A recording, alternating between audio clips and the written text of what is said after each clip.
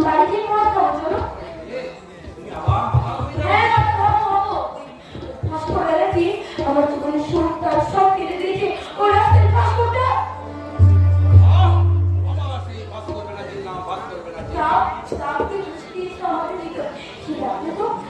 অনেক অনেক সময় লাগবে। চলো কথা বলো চলো।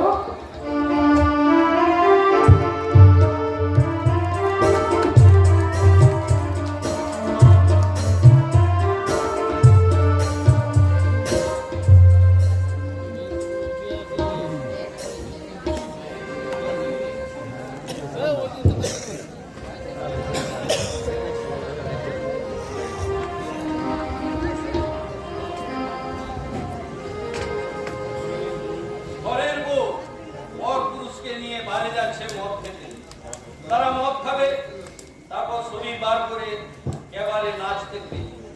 গৃহস্থের নাচ পারে আর সন্ধ্যা প্রতীক দেখাবে না কোন ঘোমটা দেওয়া বধূ।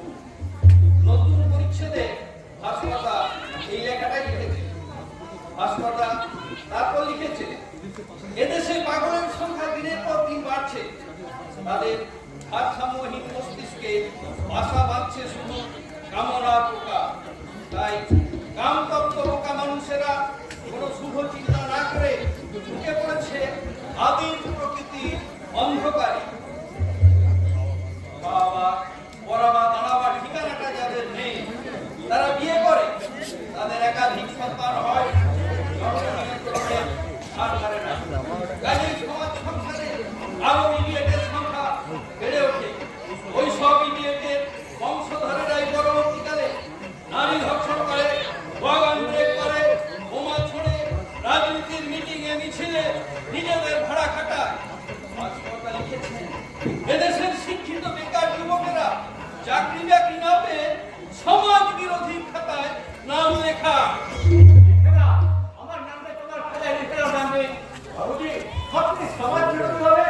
হ্যাঁ হ্যাঁ হবো। আমি সমাজ বিরোধী হবো, কেন হবো না? কে সমাজ বিরোধী যোগ্য করো? আপনার ছাত্র পড়ায় না, ডাক্তার এক ঘন্টা ইঞ্জিনিয়ার কন্ট্রাক্টর, সে বাড়ি বানায়, সে বাড়ি হুড়মুড়ি পড়ে যায়। সরকারি কর্মচারীরা অফিসে গিয়ে মহিলা কর্মীদের জন্য সময় কাটা, অফিসে কাজ হয় না, পুলিশ ঘুষ খায়। মন্ত্রীদের কাজে ছেলেরা বেআইনি জমি বিক্রি করে, লাল বাজারে লেখে সবাই লাখ টুকুরে বোমা হয়। বন্ধুরা দিকে সমাজ বিরোধী রাজ ভিডিওটা খোয়া পিকনিক করতে যায়। বড় বড় কি সমাজ বিরোধী রাজ খবর পাবো। একটা বেজে 3 বছর আগে পোস্ট করা চিঠি 3 বছর পরে পৌঁছায়। দেশের বুকে চেপায় ছাত্ররা শুধু ইউনিয়ন করে সমাজের দিকে তাকায় না। বড় ক্রান্তি তারা সমাজ বিরোধী নয়, তারা সমাজ বিরোধী কাজ। বাবুজি ঠিক করেছি, এই সমাজ বিরোধী সমাজ ব্যবস্থায় থাকতে গেলে আমাকেও সমাজ বিরোধী হতে হবে। বাবুজি পথ বহু খারাপ আছে, ওই পথে চলে আমি ভারত থাকতে চাই না। আমি ভারত পথে থেকে আমি চাই না। তুমি জানো না, আজ 1 মাস হয়ে গেল আমি বাড়ি থেকে বেরিয়ে এসেছি। আমার প্রেমা অপেক্ষা কোথায় চলে গেছে কেউ জানে না। বলে গিয়ে তাকে অন্ধ হয়ে গেছে। শীতের যারা সহ্য করতে না পেরে আমার স্ত্রী অন্ধ দাদুকে নিয়ে রাস্তায় রাস্তায় ভিক্ষে করে যাচ্ছে। এরপরে পৃথিবী বলবে আমার থাকা উচিত। তাহলে চলে বাবুজি, আমি যেখানে কাম করি সেখানে বাড়ি। হ্যাঁ বাবুজি, চলো চলো। এক পাকাপোক্ত সমাজ বিরোধীর কাছে অন্ধকার পথের সন্ধান পেয়ে তারই হাত ধরে অন্ধকার পথে হারিয়ে যায় শিক্ষিত বেকার যুবক। ভাস্করটার এই লেখায় ফুটে উঠেছে স্বাধীন ভারতের লজ্জার বাণী। অবশেষে জামাইও লিখেছে, হিংসার প্রতিহিংসা মানুষকে অন্ধ করে দেয়, তাই শেষ পর্যন্ত তাকে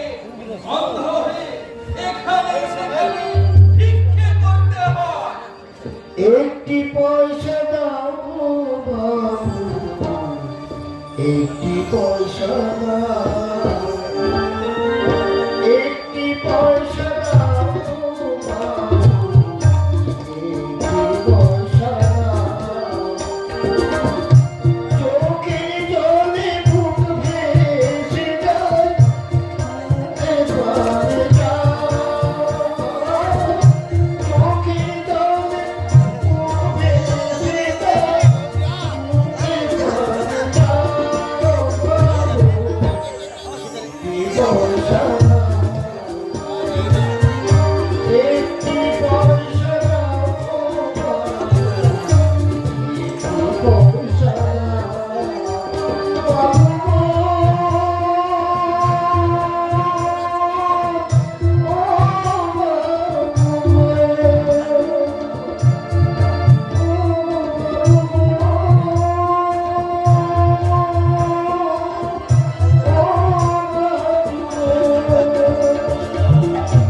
একটি পয়সা দাও, একটি পয়সা দাও, একটি পয়সা দাও, একটি পয়সা দাও। চোখের জলে বুক ভেসে যায়, মুখের পানে যাও, মুখের পানে যাও। চোখের জলে বুক ভেসে যায়, মুখের পানে যাও। একটি পয়সা দাও, একটি পয়সা দাও, একটি পয়সা দাও, একটি পয়সা দাও, একটি পয়সা দাও।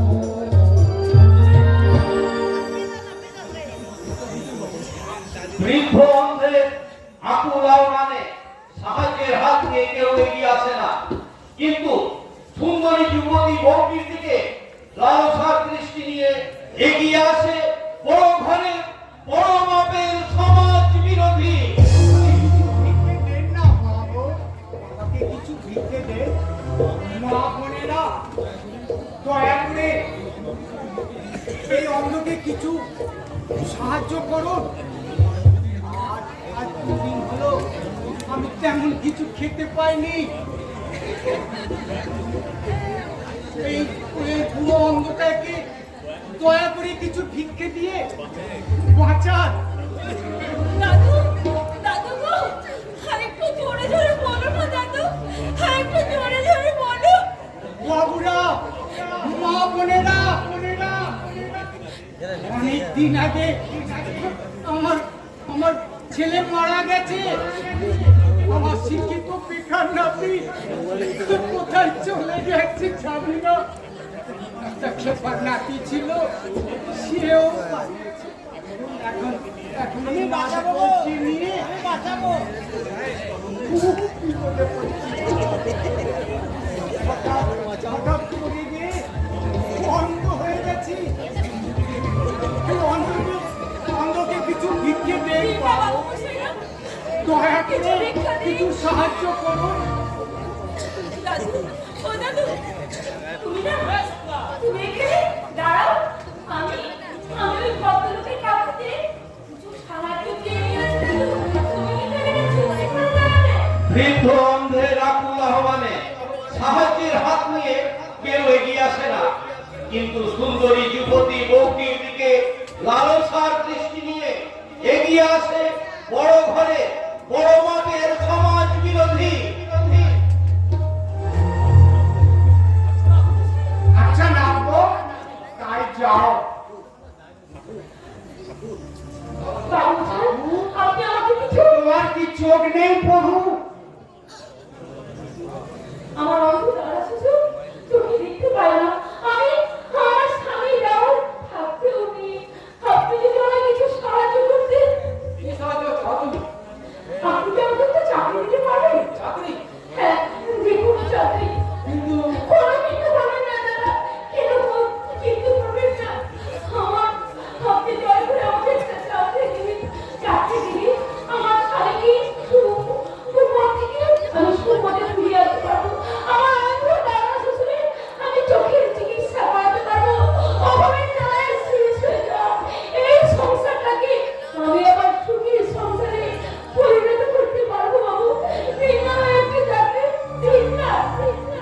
উপায় অবলম্বনহীনা গৃহবধূরা এমনি করে চাকরির জন্য এক শ্রেণীর অমানুষের পায়ে পড়ে, স্বামীকে ফেরাবার স্বপ্ন দেখে, সংসার আঙিনায় চলতে চায় অবকুণ্ঠন ঠেলে লণ্ঠনের আলো, কিন্তু এক জোড়া কালো হাত পকেটে ঢুকে দিয়ে বেরিয়ে আসে নোটের বান্ডিল নিয়ে। ঠিক আছে, চাকরি তুমি পাবে। এটা এটা তার অ্যাডভান্স।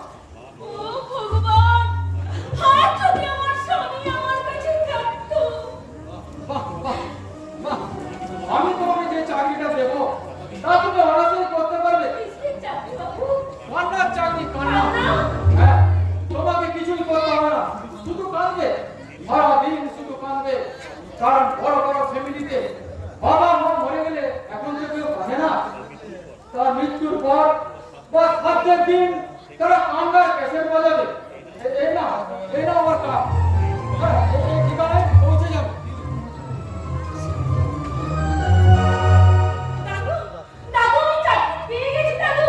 কিসের চাকরি নাচবো? কান্না, রেকর্ড করার চাকরি দাদু। কান্না রেকর্ড করার চাকরি।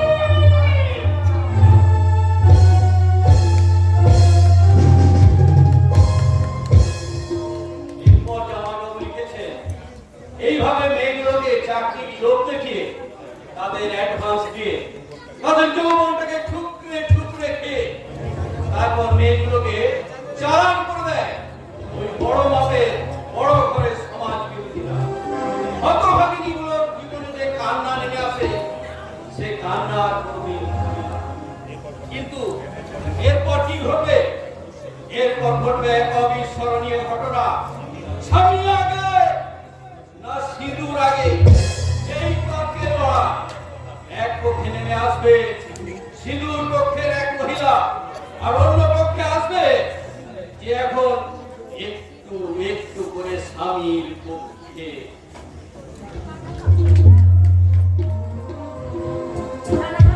আমার কাছে সমস্যা করতে মেনে নিয়েছি না। আমি তাকে সবকে কষ্ট করে জানিয়ে দিয়েছি তোমাকে আমার ভালো লাগে ঠিকই, কিন্তু তোমার সব প্রস্তাবে আমি তোমাকে ভালোবাসতে পারিনি পারিনি পারিনি।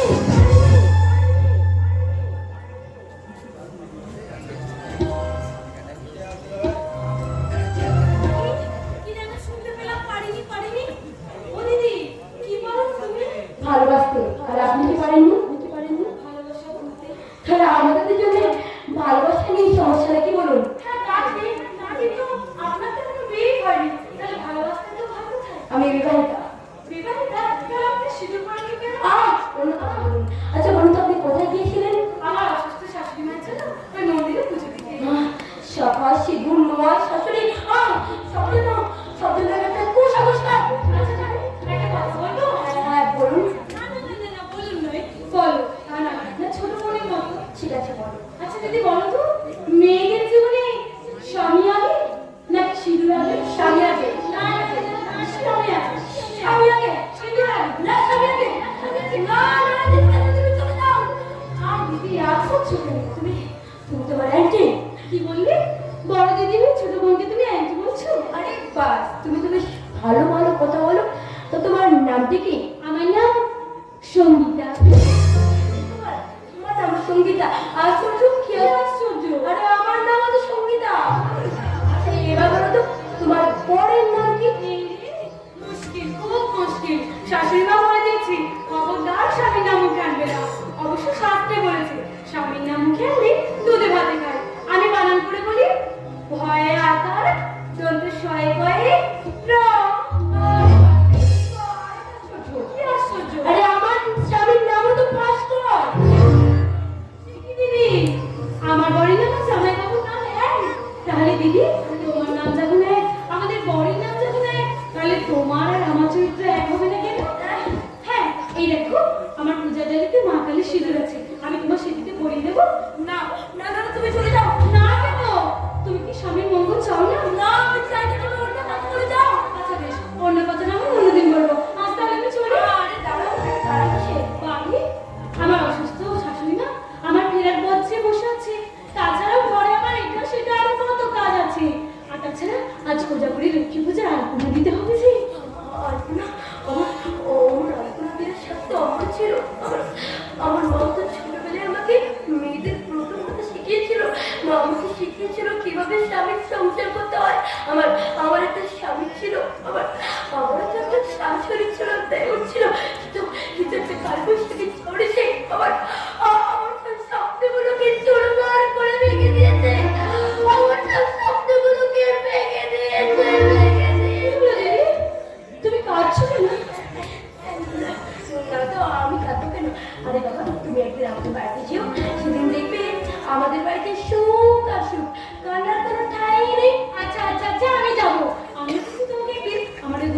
শ্বশুর বাড়িতে নিয়ে যাবো, তোমাকে কিন্তু যেতে হবে। আর সেদিন কিন্তু আমি আমার স্বামীর সঙ্গে তোমার পরিচয় করে দেবো। যাবে তো? তাহলে তুমি যাবে তো? যাবো, যাবো, যাবো।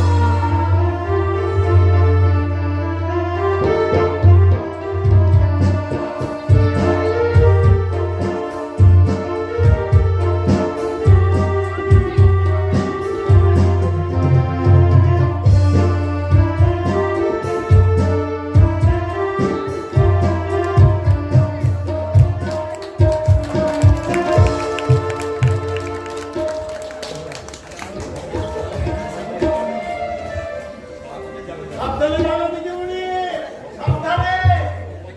ভগবান তোমার মঙ্গল করুন। আপনি সঙ্গীতাকে তুমি শুভেচ্ছা জানাচ্ছিলে কেন পরান্দা? অনেকদিন পর সঙ্গীতা দিদিমণি সুমতি হয়েছে। পরান্দা, তুমি কি খবর রাখো? সঙ্গীতা দিদিমণি আজ বাড়ি দিয়ে মদ খায়নি। আরে বারে খায়নি তো কি হয়েছে? বাড়িতে বসে খাবে। খাবে না, খাবে না। এখন সাগর ভাইকে সে জানিয়ে দিচ্ছে ভালো লাগা আর ভালোবাসা এক কথা নয়। এবং এবং অনেকদিন পর সঙ্গীতা দিদিমণি কাঁদতে শিখেছে। না, সঙ্গীতাকে কাঁদতে দেওয়া যাবে না। মুখার্জি ম্যানশনে কাঁদবার জন্য অনেক সুন্দরী মেয়ে চালিয়ে দেওয়া হয়েছে। আর সঙ্গীতাকে শুধু চিরকুমারী সেজে মদ খেয়ে নাচতে হবে আর নাচতে হবে। আরে শোনো, আমি বেঁচে থাকতে দিদিমণিকে আর মদ খেতেও দেবো না, আর নাচতেও দেবো না। কি পথে যাও তুমি?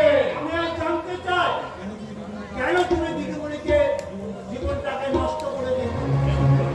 কেন বিবাহিত হওয়া সত্ত্বেও তুমি তোমার দিদিমণিকে সিঁদুর করতে দিলে না? ঢাকা নোয়া শাড়ি পরে কেন হতে দিলে না ভালোবাসার দিদিমণি?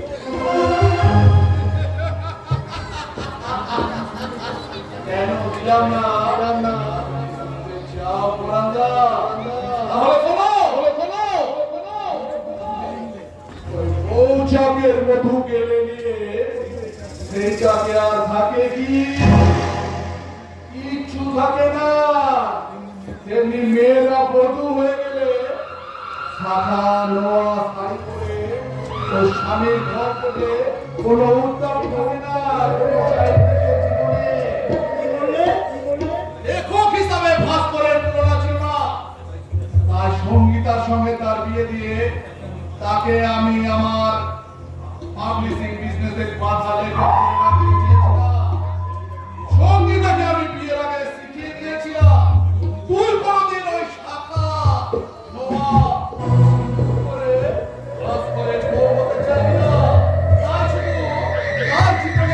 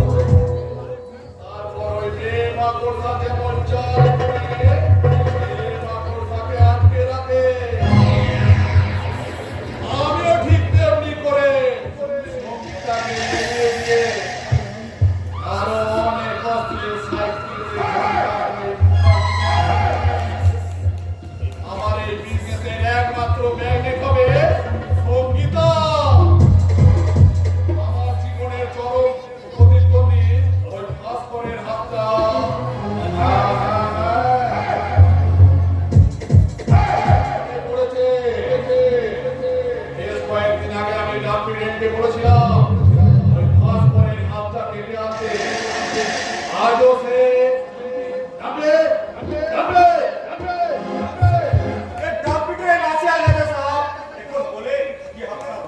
হাতটা কই, হাতটা?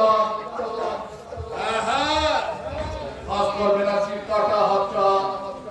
ও হাতটা এখনো কাটা হয়নি বাবা, ও হাতটা এখনো কোথায় আছে? কেন কাটা হয়নি ভাস্করের হাত? তারা লেখক বাবু লিখছে বলে এত সাহস তো?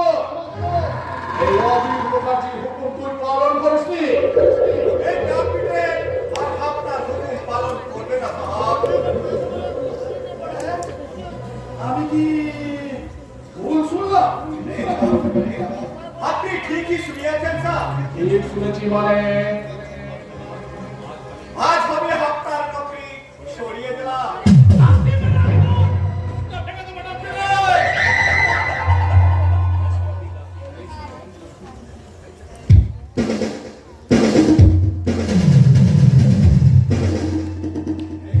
বাবুজি, আপনি যদি আমাকে ওর আগে ভাবতেন, তাহলে আমার বহুত বহুত উৎপাদিত বাবুজি, বহুত বহুত উৎপাদিত। তোকে আমি গুলি করে মারবো না! আমি পারে আপনাকে গলি মারতে সাহেব, আমি পারে আপনার সাহায্য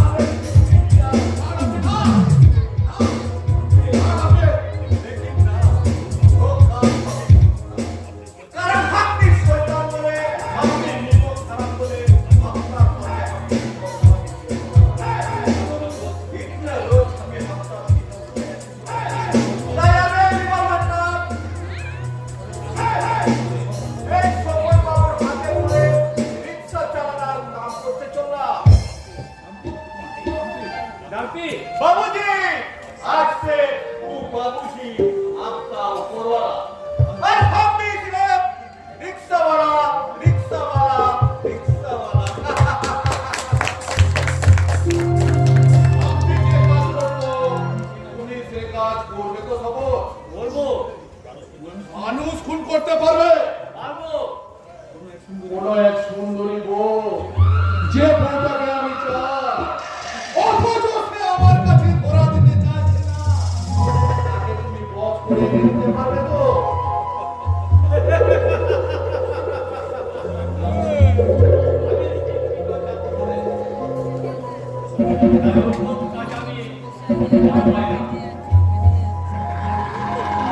আজকে দিয়ে দিতে পারবে? কারণ এখন আমার জীবনে অনেকটা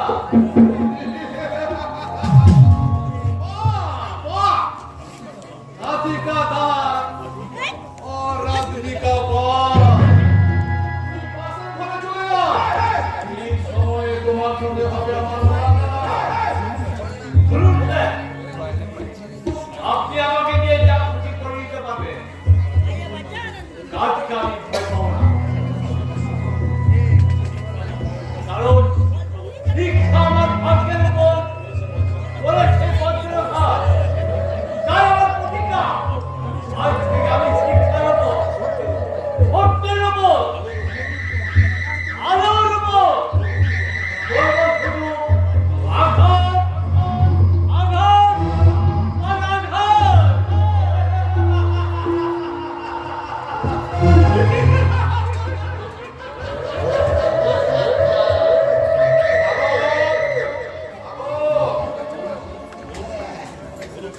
বলো স্যার।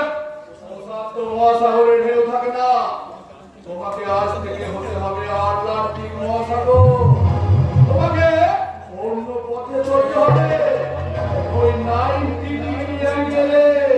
বলেন তো, আজ থেকে আমি হয়ে যেতে পারি আটলান্টিক মহাসাগরের বারমুডা ট্যাঙ্গেল। সঙ্গীতাকার তোমার সঙ্গে পারে গিয়ে মদ খাইনি?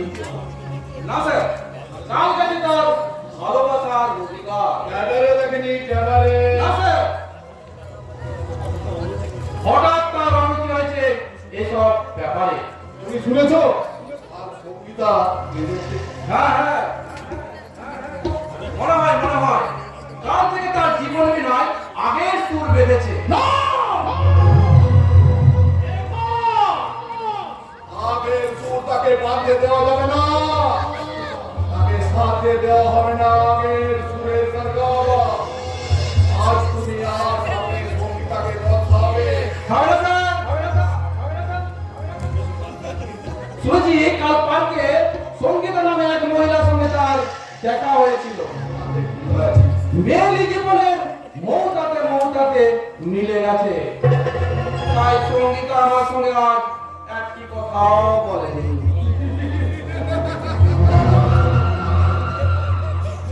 বলাবে, বলাবে। সঙ্গীতাকে জোর করে কাছে টেনে নিয়ে তুমি কথা বলাবে। কারণ ওই ফাঁস মারের এগেন্স্টে ডিভোর্স শুট করে আমি তোমার সঙ্গে আমার সঙ্গীতার বিয়ে দেব। তার আগে একটা কাজ করো মিস্টার প্রকাশক, ওই সাগর বাবুর সাথে সঙ্গীতার বিয়ে দেওয়ার আগে তুমি নিজেই একটা বিয়ে করে ফেলো। তো করতেই হবে দাদা। আমি আর একটা বিয়ে না করলে কাল থেকে কান্নার চাকরি দেওয়ার ছল না করে একটা মেয়েকে তোমার পাশের ঘরে আটকে রেখেছো কেন? বেশ করেছি, আমি রেখেছি। এটা আধুনিক সাহিত্যের প্রয়োজনে। বি কেয়ারফুল মিস্টার সাগররা, তোমার অনেক অপরাধ আমরা সহ্য করেছি, কিন্তু আর নয়।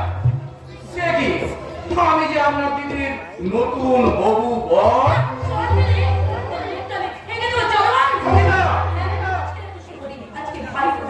আজকের দিনে তুমি চালাটাকে বাড়ি থেকে বার করে দাও দাদা, নইলে আরে কি করবি তুই? অনেকদিন আগে তুমি যেমন ভাস্কর বাবুকে বাড়ি থেকে বার করে দিয়েছিলে, তেমনি আজকে ঘাড় ধাক্কা দিয়ে আমি সাগর বাবুকে বাড়ি থেকে বার করে দেবো। না না, পারবে না নেতা, পারবে না। কারণ দানব সম্রাট মহিষাসুরের পাশে এসে দাঁড়িয়েছে। দানব সেনাপতি রক্তাসুর। ভালো, তুমি সঙ্গীতাকে মদ খাও। না, তোমার খাবে না।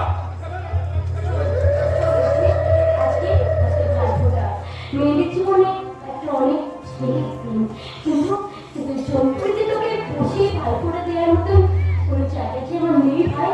তাই আয় ভাই আয়, তোকে আমি দাঁড়িয়ে ফোঁটা দিই, আর ফোঁটা দিয়ে তোকে বলি, ভাইয়ের কপালে দিলাম ফোঁটা, আর কি আমি চাই, নাই বা পেলাম পান্না চুরি, দুঃখ আমার কিছু নাই, ভাইয়ের কপালে দিলাম ফোঁটা, আর কি আমি চাই, নাই বা পেলাম পান্না চুরি, দুঃখ আমার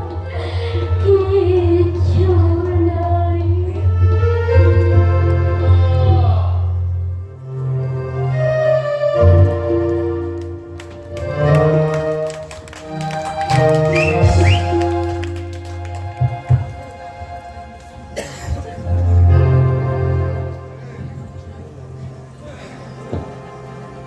ভাইয়ের কপালে দিলাম ফোঁটা, চন্দ্রুয়ারে পড়লো কাটা, যমুনা দেয় চমকে ফোঁটা, আর আমি দিই আমার ভাইকে ফোঁটা।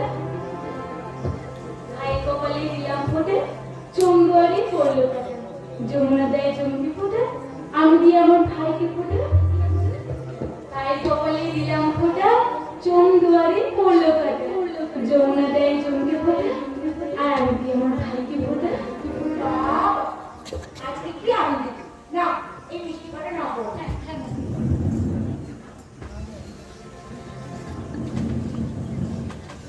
বাবারে, ভাইফোঁটায় এত মিষ্টি।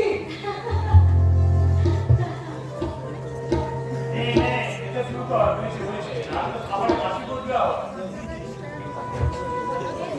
বলছি মা, তুমি নতুন জামা প্যান্ট কিনে এনেছো, তো আমাকে দিয়ে দিতে বলো। আমি তো জামা প্যান্টের ছিট কিনতে একেবারেই ভুলে গেছি। আচ্ছা কথা দিচ্ছি আমি আজ বিকেলের মধ্যেই এনে দেবো। কি হলো মা, আপনি যে কথায় কথায় বলি আমার ছেলে নাকি কোনো কাজ ভুলায় না, এবার ভুল হলো তো? মা গো, মায়ের কাছে ছেলে যেমন কোনোদিন বড় পায় না, তেমনি ছেলের ভুল মায়ের চোখে কোনোদিন ধরা পড়ে না। মা আজ কোনো মানে বুঝবে না, বুঝবে সেদিন যেদিন তুমিও আমার মতো ছেলের মা হতে পারো। এইসব তোমারটা বলছো মা? তা বলবে না কেন দাদা? মা তো প্রায় সবাইকেই বলে। কি বলে? মায়ের মনে কি কম দুঃখ? কি বলে? মায়ের পাশে সব মেয়েরাই নাতি নাতনির ঠাকুমা হয়েছে, আমি এখনো শুধু নাতি নাতনির মুখ দেখলাম না। কি মা, তোমার কথাটা বলে দিয়ে ঠিক বলিনি? মা আচ্ছা আমি একটু কাজে যাচ্ছি মা। তুই কাজে যাবি? বৌমা কাজ নিয়ে সবসময় ব্যস্ত থাকে, তুই লেখা নিয়ে ব্যস্ত থাক, আর বৌমা সংসার নিয়ে ব্যস্ত থাক। কিন্তু আমি এই বয়সে কি নিয়ে ব্যস্ত থাকবো? যদি নাতি নাতনি কিছু থাকতো, তাহলে হয়তো তাদেরকে নিয়ে আমি বলে থাকতে পারতাম। তুমি তো আমাকে তুমি বুঝছো? আমি কি বোঝাবো? শান্ত দেখো মাকে। তুমি বোঝা বলে আমি শান্ত করে দেবো? কি বিপদ বলো দেখি। মা আমি লিখতে যাচ্ছি। নাতি নাতির কথা ভাবছো তো? তাহলে রহমান ডাক্তার কি বলে গেছে তুমি তোমার বৌমার কাছ থেকে জেনে নিও। বৌমা, হ্যাঁ মা, রহমান ডাক্তার কি বলে গেছে? না মানে বলেছেন আসলে কি হলো? কথাটা বলতে গিয়ে শেষ পর্যন্ত তোমারও কি বলছি? না মানে আসলে তোমাদের এই দু মানুষের মানেটা না আমি কিছুদিন বুঝতে পারি না বাবু। এই কিছুদিন ধরেই দেখছি তোমরা রাতের বেলায় দুজনে ঝগড়া করো, অথচ দিনের বেলায় তাই ঝগড়াকে চিহ্ন পর্যন্ত থাকে না। এই হাসি খুশি একবারে সরল সহজ কথাবার্তা। আচ্ছা তোমরা রাতের বেলা ঝগড়া করো কেন বাবু? ওই লেখা নিয়ে মা। ওই ভাস্কর্য লেখে তুমি কি করো? লেখা নিয়ে নানান তর্ক বিতর্ক হয় আর কি।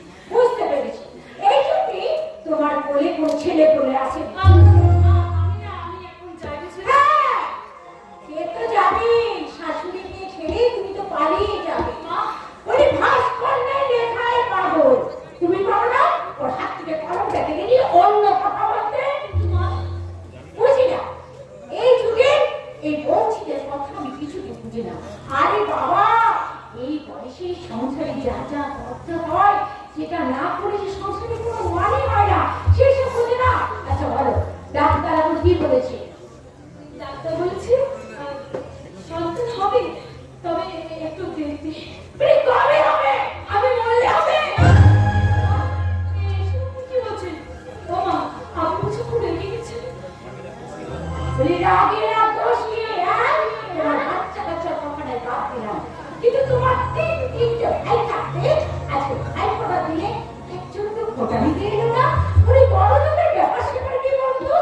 একবারও এই বোনের কথা বুঝি মনে পড়লো না? আর তুমি যতরকম মেয়ে বুঝি তুমি একবারও কি তোমার ভাইদের কথা মনে পড়লো না? ভাইদের মুখটা কি একবারও মনে পড়লো না? পরে পরে তো পরে তিন রাত আমার সেই ছোট্ট ভাইটার কথা মনে পড়ে। হ্যাঁ আমার খুব ভালো করে মনে পড়ে। আমার সেই ভাইটাকে স্কুলে যেতে গিয়ে তো আমার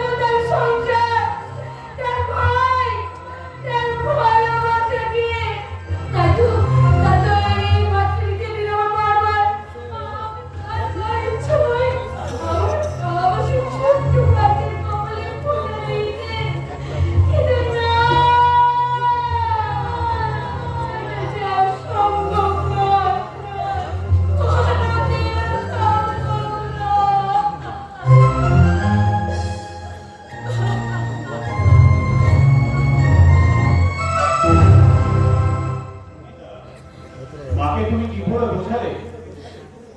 কি হলো? তোমার মুখে কোনো কথা নেই কেন? আচ্ছা, তোমাকে একটা কথা জিজ্ঞেস করবো? হ্যাঁ, বলো। তুমি তোমার বউকে ভুলে গেছো? ভুলে গেছি। তার কোনো স্মৃতি আমার মনের মধ্যে নেই। তুমি সত্যি বলছো? হ্যাঁ, সত্যি বলছি। বিশ্বাস না হয় এই তোমাকে ছুঁয়ে বলো।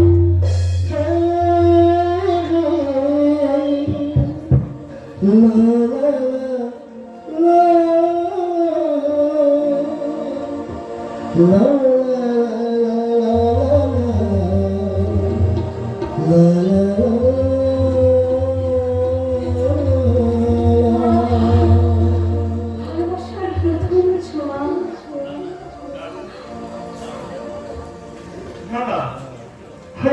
না, এটা সত্যি নয়। আমি ভুল করে ছুঁয়ে ফেলেছি, ইচ্ছে করে তো নয়। ভাতৃদিনের শুভ দিন আস্তে আস্তে চলে যাচ্ছে, আর একটু একটু করে নেমে আসছে পৃথিবীর বুকে রাত। সমস্ত রাত চাঁদের আলোয় জানলা দিয়ে দেখা যাচ্ছে প্রভাতী ডাব গাছটা কত সম্মান নিয়ে দাঁড়িয়ে আছে। একটা রাত চড়া পাখি ডাকতে ডাকতে উড়ে গেল। একটা প্রচন্ড উত্তাপ যেন আমি অনুভব করছি। ভুল করে ওকে ছুঁয়ে পড়েছি, ইচ্ছে করে তো নয়। সব বহুদিন হয় না, কাজ অবশ্য হচ্ছে কেন? কেন শরীরে প্রত্যেকটা শিরায় একটা আগুনে স্রোত বয়ে যাচ্ছে? কেন বইবে না? আমি তো একজন মেয়ে, আর কতদিন পর আমার শরীরে পুরুষের ছোঁয়া লেগেছে। পুরুষের ছোঁয়া। ওই দূরে একটা বাঁশির আওয়াজ শুনতে পাওয়া যাচ্ছে। ওটা বাসি নয়, ওটা একটা চরিত্রের ফাঁসি। আমি তো খাচ্ছি কেন? আমি তো নিজেকে সামলে নিচ্ছি। দূরে ওই বাড়িটার ডালে চালে কি সুন্দর লাভ করছে। আমি কি করব? ওই গাছের গোড়াটাকে কেটে দেবো? তুমি একটা নিষ্ঠুর। তাই তুমি আমার মনের কথা বুঝতে পারো না। একটা ছোনা ফোঁটা করে ঢুকে কতটা আলো দিয়ে যায় সেটাও তুমি দেখতে পাও না। আর পড়া চাই না। আজ দুপুরবেলা মা কোনো কোনোরকম সামনে নিয়েছে, কিন্তু আজ কোনোদিনও মা জিজ্ঞাসা করে, বৌমা তোমার বাচ্চা কোথায়? সেদিন আমি তাকে কি জবাব দেবো? উত্তর দেবে না, তা নাহলে এড়িয়ে বেরিয়ে যাও একটা কথা বলে দেবে। কি বললে? আর তা নাহলে বলবে ওই রহমত ডাক্তার বলে গেছে তুমি বন্ধ।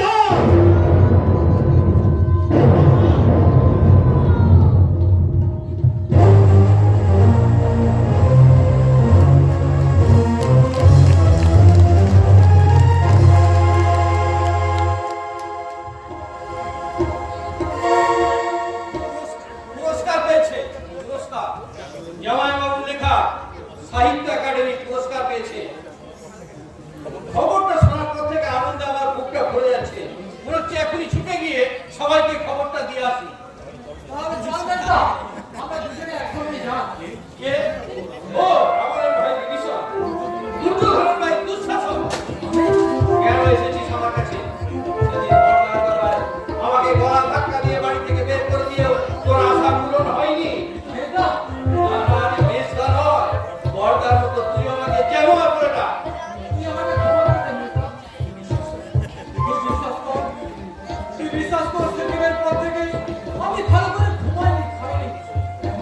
এখন মনে হচ্ছে তোর কাছে ক্ষমা না পেলে আমি বোধহয় পাগল হয়ে যাবো। তুই আমি যে বোবা হয়েছিলাম, মেজদা। তো আজকের এই খবরের কাগজে জামাইবাবুর ছবি আর তার সংবাদ, পুরস্কার পাওয়ার সংবাদটা পড়ে আমি বিছানা থেকে উঠে এসেছি, মেজদা। মেজদা, তুই চোখের জল মুছে পড়। তুই কি আমাকে কোনোদিনও ক্ষমা করতে পারবি না? না না, আমি করবো না। কিন্তু ওই অস্থির সাহিত্যের লেখক সাগর রায় তোর সঙ্গে মাঝে মাঝে অন্ধকার রাতে দেখা করতে আসে কেন? এই কথাটা কি তুই বলবি না? কি মুশকিল, সাগরের আসা যাওয়া সুমিতের চোখে পড়েছে। কি কেন? চুপ করে আছিস কেন? উত্তর দে কেন সে গোপনে তোর সঙ্গে দেখা করতে আসে? সে কথা বলার সময় এখনো আসেনি। মেহতা, আমি জানি তুই আমাকে গোপন করলেও আসলে গোপন করতে পারিসনি। আর যেটাই হচ্ছে খেলা জেতা শেষ অস্ত্র তুরুপের টান। সেই কথা সুমিতকে একটু করে আমার দিকে নিয়ে আসছে। আমার দিদিও অনেকটা ভালো হয়ে গেছে। আজ আনন্দের দিন, আনন্দে আমার বুকটা ভরে যাচ্ছে। একটু মনে হচ্ছে খবরটা জামাইবাবুকে গিয়ে দিয়ে আসি, কিন্তু তার আগে সাগর রায়ের সাথে আমার একবার দেখা হওয়া দরকার আছে। এসে তোমার সঙ্গে আমার কিছু কথা আছে। হ্যাঁ সাগর, বলো। এসো কানে কানে কানে কানে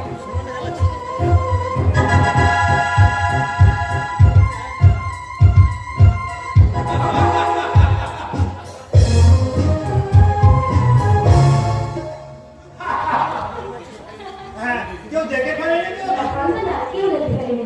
আমি বলি সবার লোককে, আমি আমার বান্ধবীকে আমাদের বাড়িতে নিয়ে এসেছি। এসো এসো দিদি ভাই, এসো। আমি এই বান্ধবীর মুখে আমি তোমার অনেক কথা শুনেছি। আমি কিন্তু অনেক কথা শুনেছি।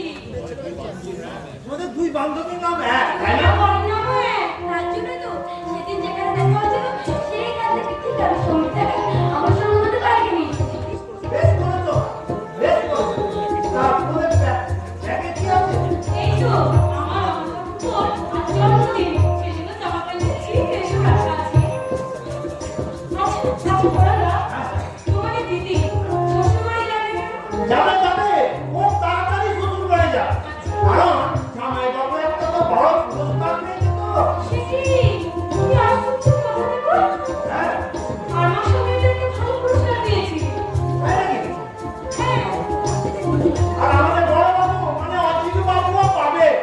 সেটা কি হবে? এই সারা পশ্চিম বাংলার লোকের কাছ থেকে ইনাম, পুরস্কার আর পুরস্কার। তুমি তো সঙ্গীতা দিদি, তোমার দাদা ঠিক করে।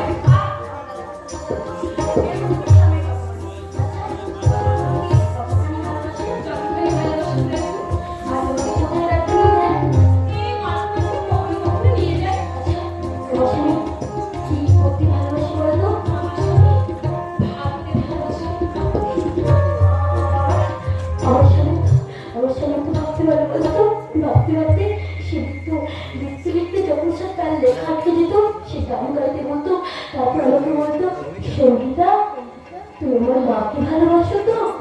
তুমি আমার ভাইকে ভালোবাসো তো? ও আমার সুস্থ মাকে দেখতে নিয়ে যাওয়া তো আমাদের ঝগড়া, আর ঝগড়ার জন্য তো আমাদের ছাড়াছাড়ি হয়ে গেল। আচ্ছা, সঙ্গীতা দি জামাইবাবুর ছেলে এই বাবার তো করেছে কি করে?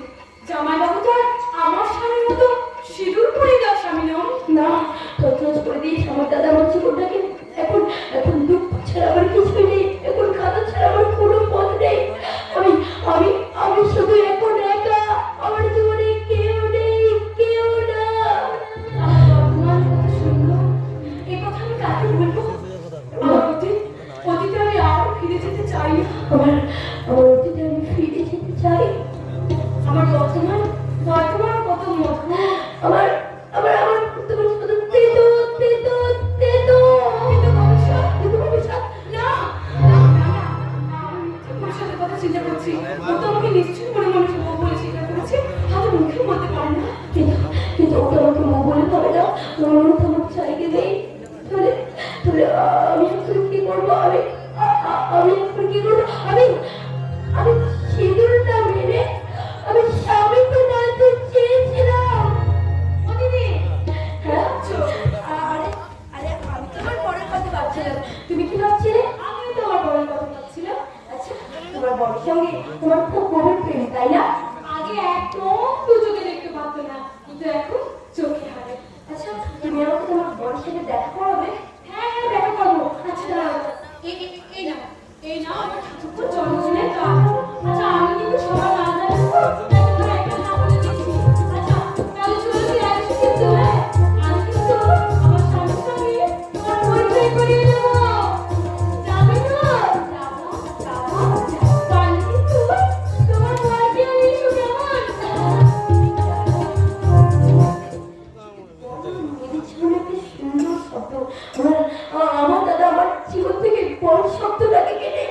বরবাদ করে দিয়েছে। না না, আমি কারো কথা শুনবো না, আমি আর কারো কথা শুনবো না। আমি আমার স্বামীর কাছে ফিরে যাবো, ফিরে যাবো, ফিরে যাবো।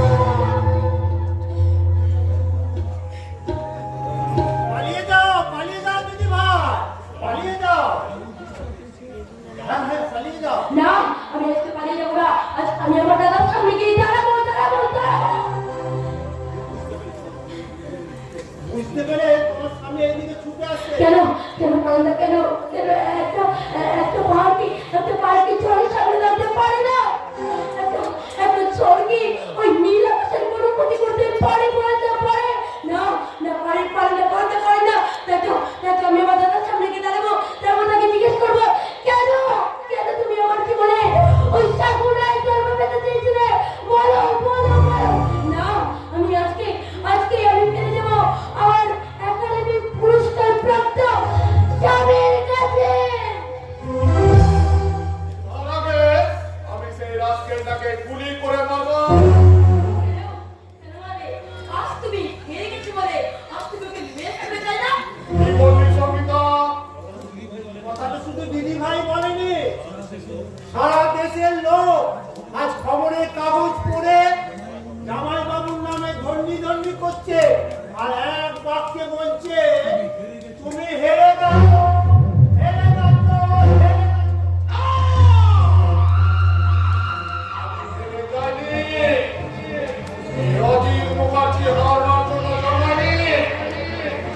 আমার একমাত্র এইমাত্র আসল বন্ধু লুকিয়ে লুকিয়ে সেই রাস্কেলটার বই ছেপে তাকে পুরস্কার পাইয়ে দিয়েছে। আমিও সাগর রায় তিনখানা উপন্যাস পর ছেপে তাকে আমি জ্ঞানপীঠ পুরস্কার পাইয়ে দেবো।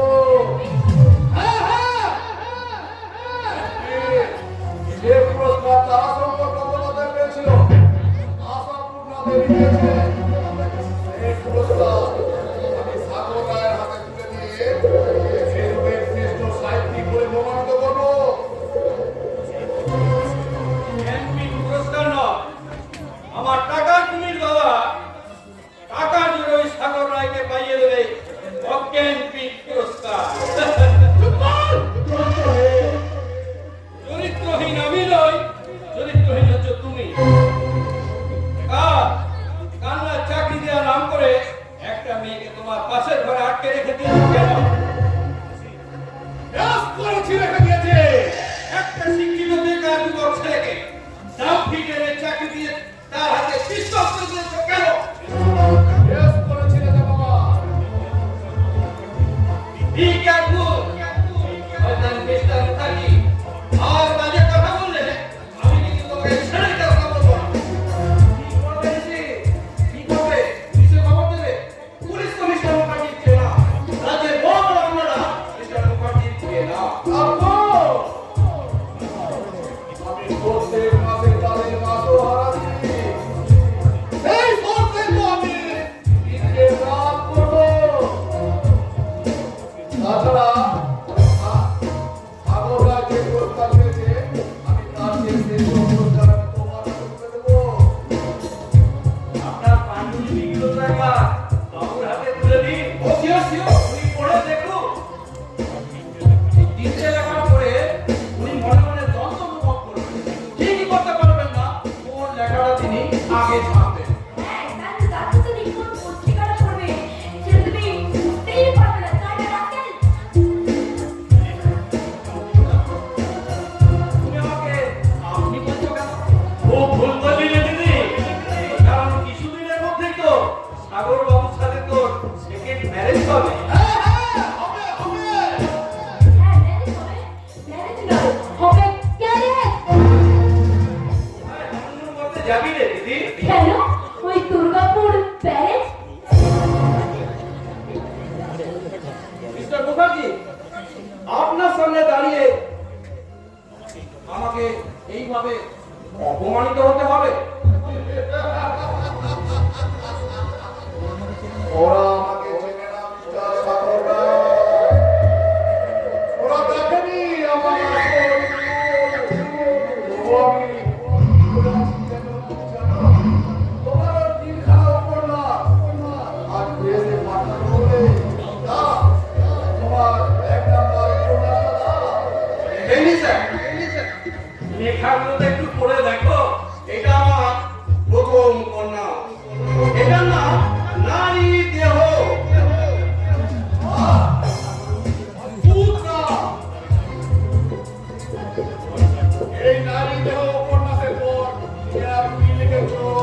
এলিজা,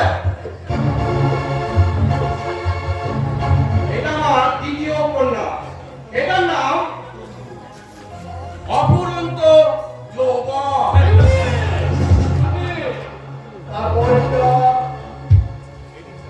এলিজা, এইটার নাম গোপন মিলন। জবাব নেই মিস্টার সাগর রায়, তোমার জবাব নেই। জবাব তো নেই মিস্টার মুখার্জি। খাতাগুলো একবার পড়ে দেখো। দেশের অফিসে গিয়ে পড়বো।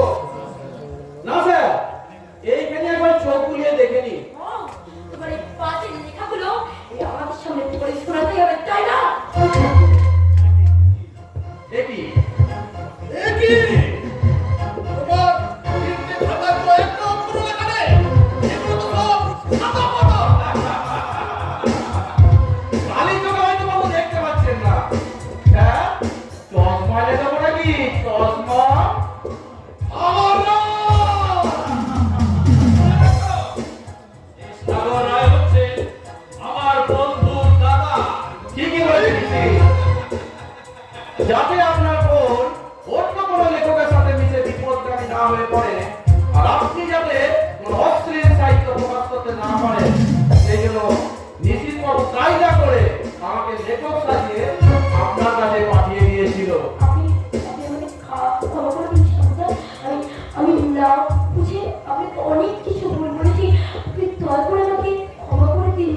আমিও আপনার সাথে অনেক অন্যায় করেছি, পারলে আপনিও আমাকে ক্ষমা করে দিন। কিন্তু আমি তোমাদের কাউকে ক্ষমা করবো না, শয়তানের দল। আমি তোদের শয়তানের বদলা নেব। আমি আজই প্রমাণ করে দেব যে আমি একা একা বড় অসহায়। একা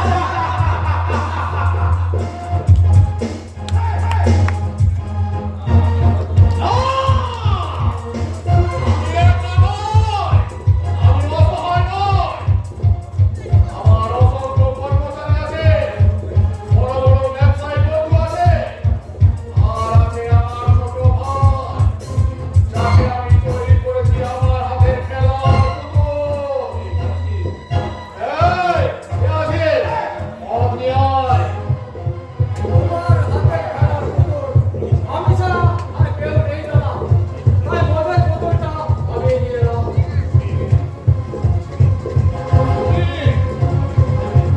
তোর নামে আমার অনেক সম্পত্তি দিয়ে দেবো। তাই নাকি? তাহলে বলো, এখন আমাকে কি করতে হবে? সাগর, কবিতা আর পড়ানের ওপর নজর রাখতে হবে। আমি পারবো না। কি? এত সাহস তো? হবেই তো। আর আজ থেকে তোমার হাতের খেলার পুতুলটা মানুষ হয়ে গেল। কি বলতে চাস তুই? এখনো সময় আছে দাদা। তুমি আমার কামের পথ থেকে সরে এসো। কিডনিটা জামাইবাবুর কাছে পাঠিয়ে দাও। এর কাছে বাড়ি ফিরিয়ে নিয়ে এসে তোমার সব ভুল স্বীকার করো। না, না, না! আমি বিজনেসম্যান, আমার জীবনে কোনো ভুল নেই। তোমার পায়ে তলায় মাটি দিয়ে শোনা আছে, তোমার জীবনটাই ধোঁকা হয়ে গেছে দাদা। তোকে আমি লাথি মারবো শয়তান। তুমি যদি আমার দাদা না হতে, অনেক আগেই তোমার জীবনটা করতে পারতাম। তবে রে জানো, তুমি একটা বাস্তব হলো। তাই তোমার সর্বাঙ্গে আমি ছিটিয়ে দিয়ে যাচ্ছি আমার সারা জীবনে ঘৃণার দুর্গা।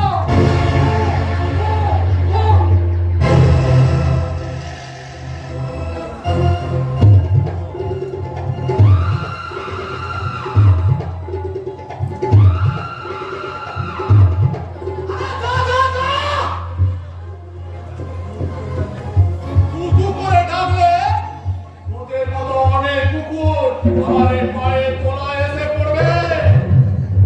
খবর, খবর। যে মেয়েটাকে আমি 7 দিন আগে টাকা টনি খাইয়ে আমার রক্ষিতা বানিয়েছিলাম, এই মেয়েটাকে তুমি আমার বাগান বাড়িতে নিয়ে আসতে পারবে?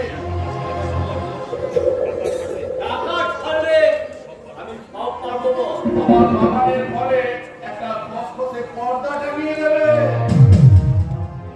আপনাকে আর আপনার রক্ষীটাকে মশাই না কামড়ায় তার জন্য অটোবক্স কিনে দেবো, তাই তো স্যার? আপু, আর একটা কথা,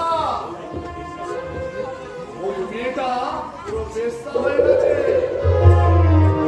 এবার চাঁদ উঠবে অমাবস্যার শেষে, তাকে একটু চোখে চোখে রাখবে, দেখবে নাচতে গাইতে পারে।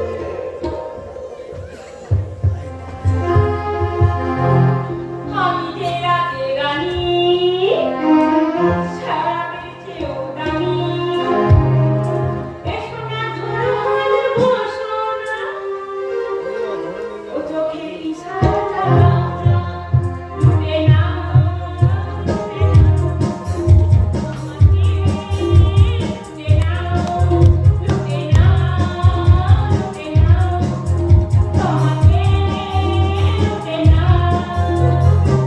আমি যে রাতে রানী, সারা বেঁচেও দামি। আমি যে রাতে রানী, সারা বেঁচেও দামি। এসো না ধরার বসো না, ও চোখের ইশারা লাগাও না, লুটে নাও, লুটে নাও। আমাকে লুটে নাও, লুটে নাও, লুটে নাও।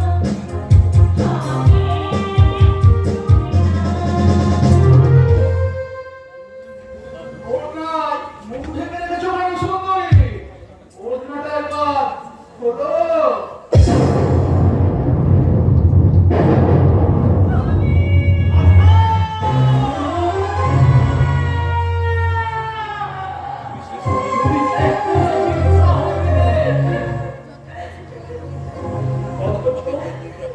অথচ তোমাদের জন্য আমি এত নিচে নেমেছি, তোমাদের মুখে হাসি ফোটাবো বলে এই পথ আমি বেছে নিয়েছি।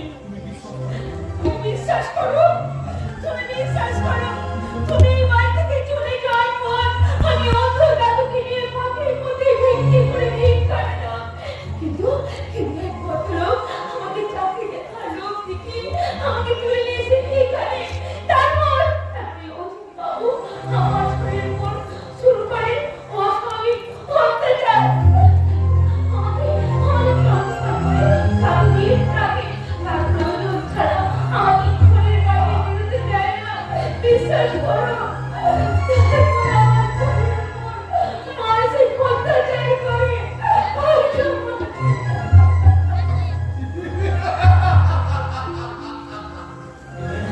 এটাই তো আমার চরিত্র, যা চরিত্র আমি গোপন করে রেখেছিলাম। আর যখন তা থাকলো না, তখন আমি স্বীকার করছি, আমি অভিজ্ঞ ভাবছি। অনেক মেয়ের ইজ্জত নিয়ে এভাবে আমি ছেলে খেলা করেছি, তার প্রকৃতিও টের পাইনি। আর শুধু সকলের সামনে সব প্রকাশ পেয়ে গেল। অজিত বাবু, আপনি কি জানেন যে আমার কে হয়? না না, জানি না, জানার প্রয়োজন মনে করি না। তুমি বাইরে যাও, আমি একটু উত্তেজিত। সেই উত্তেজনা কমানোর ওষুধ আছে একমাত্র আমার কাছে। অজিত বাবাকে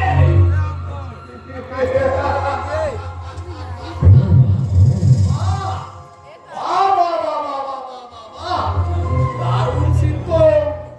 স্ত্রীকে ভোগ করবো আর স্বামীটা দাঁড়িয়ে দাঁড়িয়ে দেখবে। অজিত বাবাকে আমি শেষবারের মতো বলছি, আশাকে তুই ছেড়ে দে। না জানলে কি করবি তুই? এই পিস্তলের গুলিটা দিতে হবে। তার আগে আমি তোকে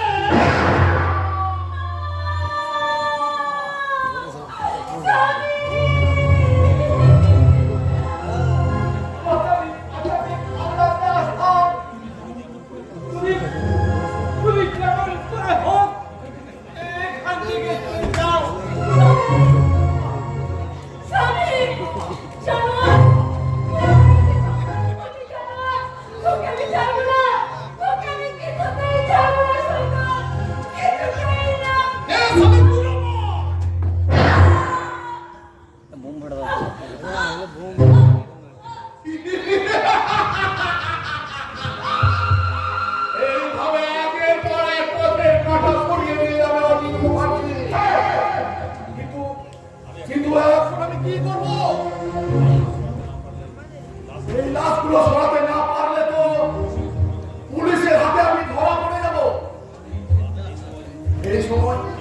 সময় ডাউটি ট্রেনটাও আমার কাছে নেই।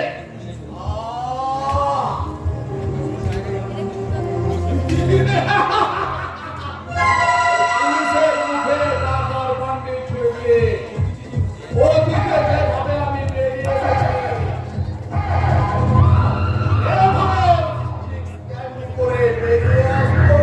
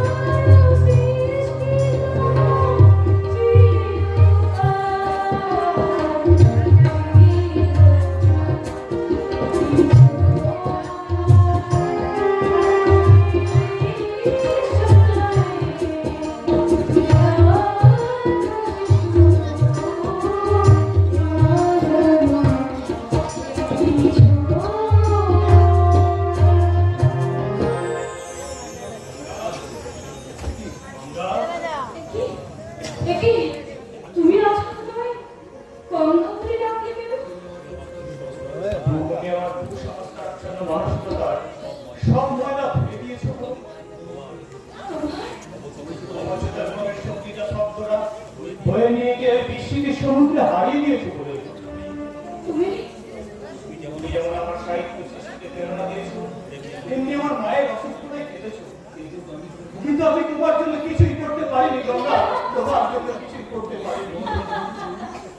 পর্বত বলছে পৃথিবীকে আমাকে দিয়েছি, বাতাস বলছে ফুলকে আমি কিছুই দেইনি, আর একটা চন্দন কাঠ খই খয়ে নিচ্ছে শুনে কি বলছে আমি কি দিয়েছি আর পূজারিনীকে? তুমি এসব কথা কোথায় ফেলে গঙ্গা? তোমার সাহিত্যের পাতায় পাতায়। আমি এইসব কথাগুলো লিখেছি। সাহিত্যিক যা স্রষ্টার কথা মনে রাখবে, নতুন সৃষ্টি থেকে বিপদ থাকবে কি করে? আমি তুমি তো আমার ভালোবাসার ফুলটাকে নতুন করে ফুটিয়ে তুলেছো। হ্যাঁ, তোমার হৃদয়ের ভালোবাসা আমার মনের মধ্যে তুমি জাগিয়ে তুলেছো। তুমি জানো না লেখো, এক চিত্তে সিঁদুর দিয়ে তুমি আমার নারীর জীবন সার্থক করেছো। জানা তোমার নারী জন্ম সার্থক এখনো হয়নি, তবে তোমার নারী জন্ম সার্থক এইবার হবে। তাই আমি চাই তুমি হবে আমার সন্তানের মা।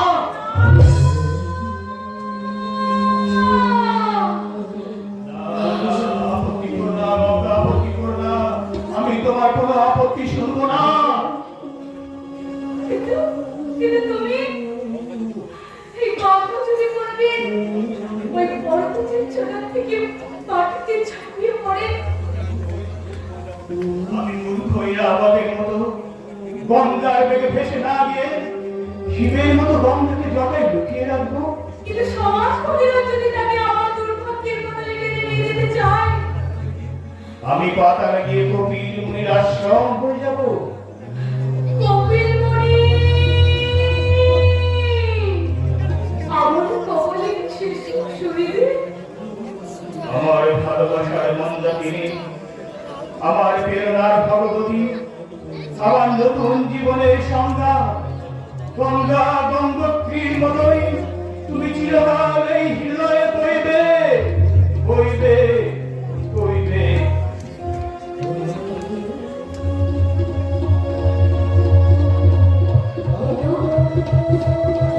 কিন্তু তোমার যে সঙ্গীত আজ অন্য কথা বলবে।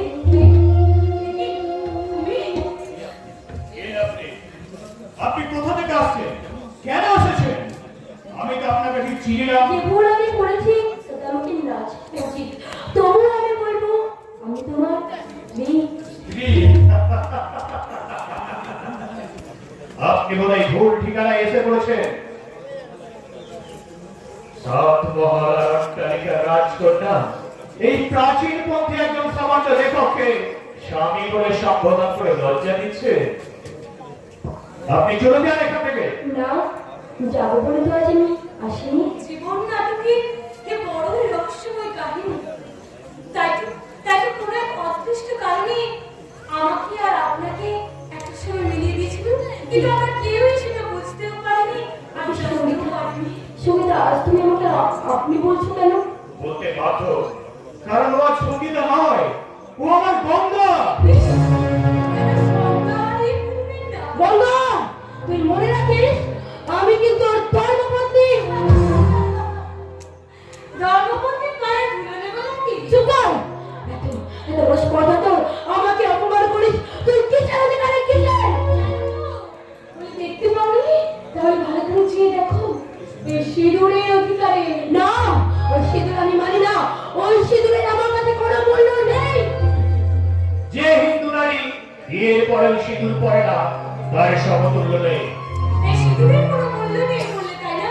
তাহলে উত্তর দাও। উত্তর দাও, কেন কুসুম টিকার আগে কেন সাত পর বলে ডাকা হয় না একজন নারী পুরুষকে? বাবা, সিঁদুর দেওয়ার আগে কেন দম্পতিকে স্বামী স্ত্রী না বলে মেনেই নেয়নি? মালিনী, আমি সারা রাত জেগে জেগে ওর সঙ্গে মালিনীর মতো বসে ও লেখার প্রেরণা জুগিয়ে গেছি।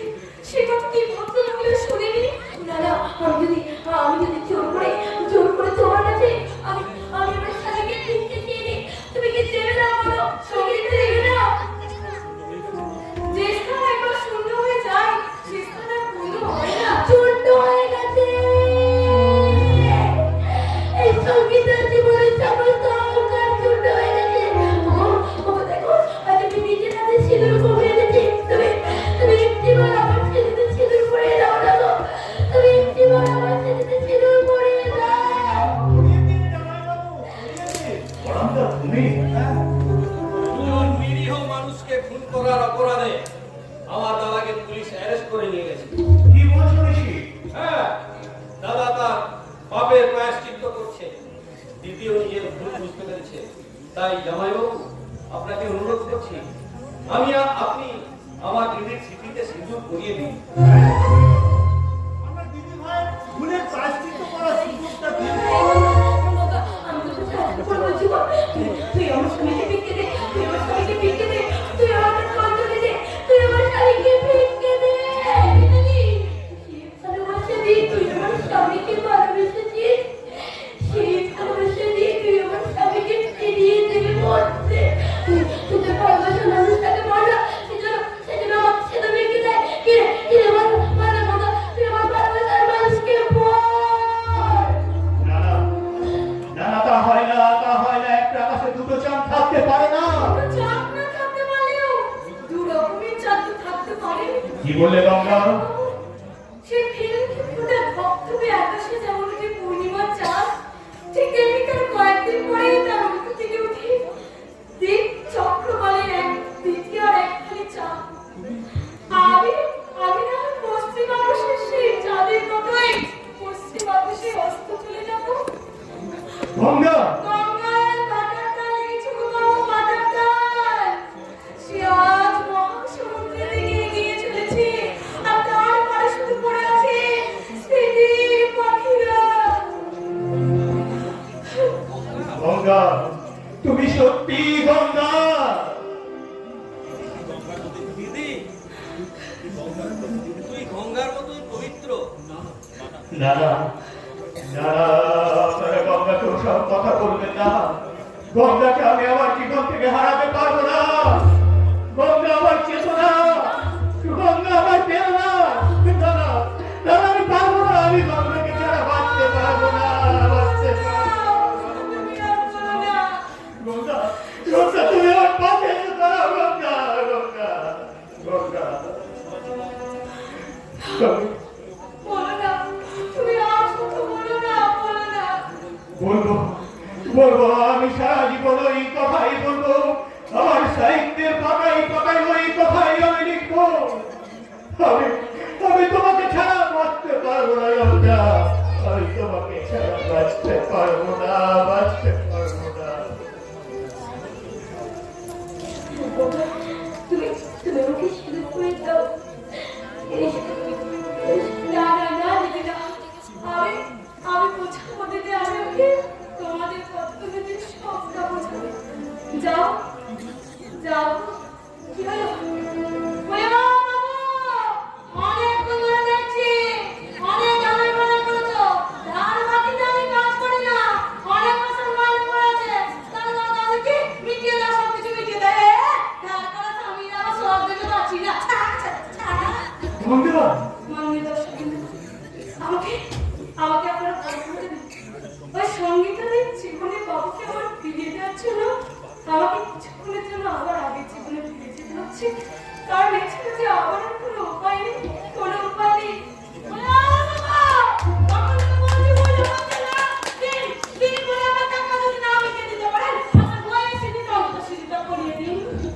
গঙ্গা, অনেক দানা কামাই করেছেন, এই নিন ধরুন, সেই সিঁদুরটা আপনার গলার সাথে পরিয়ে প্রমাণ করে দিন যে কোনো পুরুষ কোনো স্ত্রীর সিঁদুরে সিঁদুর না পরালে তার সত্যিকারের স্বামী স্ত্রী হয় না। এই নিন ধরুন তো, ধরুন, যান যান।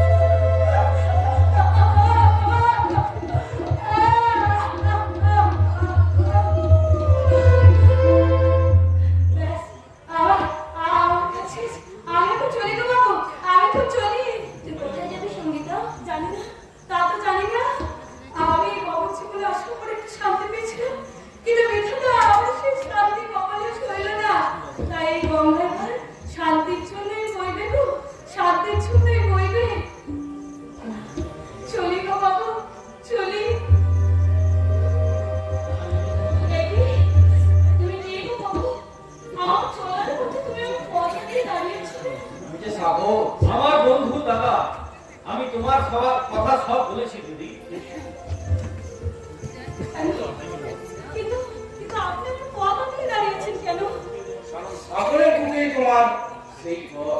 বিধাতা তো সেই কথাই লিখে গেছেন, সাগরের বুকেই তোমার চলার পথ শেষ করেছে। এসো এসো কমলা, আমার হাত ধরো। না না না না না না, এটা হতে পারে না, এটা হতে পারে না, এটা কখনো সম্ভব নয়, কখনো সম্ভব নয়। আমি কখনো এটা করতে পারবো না। আমি নিজেকে আর মায়ের মুখে জড়াতে চাই না, চাই না। যাও যাও গঙ্গা যাও, তুমি শিবের জটা থেকে বেরিয়ে ওই সাগরের বুকেই মিশে যাও গঙ্গা, সাগরের বুকেই মিশে যাও। আমিও বলছি দিদি, ঠাকুরদা তোমাকে খুব সুখে রাখবে, তুমি ওনার উপরেই আশ্রয় নাও।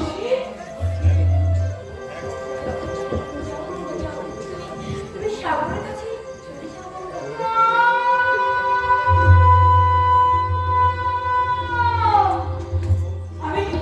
আমি সব শুনেছি মা। এই তো বয়স, এই বয়সে তুই একাত্তর সাগরের জন্য খাবার কি করে? তাই আমি বলছি তুই সাগরের দিকে মিশে যা। এখানে আসার পরে তুই আমার কোনো অমর্যাদা করবি না। আমি জানবো আজ কোনো অমর্যাদা করবি না। আর মা, আমি তোকে সাগরের হাতে জামা যা, তুই এবার সাগরের যা, জামা যা। সাগরে মিশিবে গঙ্গা, এই তো বিধি দয়া দেখো কি ভান্ডারে, এই তো যুগে